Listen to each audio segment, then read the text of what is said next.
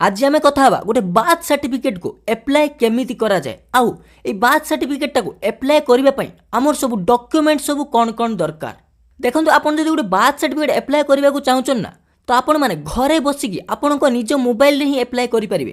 तो एथिपई डॉक्यूमेंट सब कौन कौन दरकार फास्ट ऑफ ऑल जो पिलार आपण माने बार्थ सर्टिफिकेट टी एप्लाय करिवे ना तांको बापा और मां कर आधार कार्ड दरकार काहेकि ना जो छोटो पिलार आपण माने बार्थ सर्टिफिकेट टी एप्लाय करिवे ना तांकर आधार कार्ड हेई नथिबो सेतिपई तांकर बापा मांकर आधार कार्डटा दरकार। आउ गोटे इंपोर्टेंट डॉक्यूमेंट दरकार सेटा होची डिस्चार्ज स्लिप। देखंतु आपणको पिला माने जतेबेले हॉस्पिटल रे जन्म ग्रहण करथिबे ना तो आपणको से हॉस्पिटल रू डिस्चार्ज हेबा समय रे गोटे डिस्चार्ज स्लिप मिलिथिबो से डिस्चार्ज स्लिपटा ही बार्थ सर्टिफिकेट एप्लाय कला टाइम रे दरकार आपनको पड़िबो काहेकि ना से डिस्चार्ज स्लिप सहित आपणकर आधार कार्ड मर्ज ही अपलोड करने को पड़ी थाए। बस एतिकी ही डॉक्यूमेंट दरकार गोटे बार्थ सर्टिफिकेट एप्लाय करने आपन चाहिए घरे बसी आप मोबाइल माध्यम ये सब काम करें कौटिकी भी जावा आपको दरकार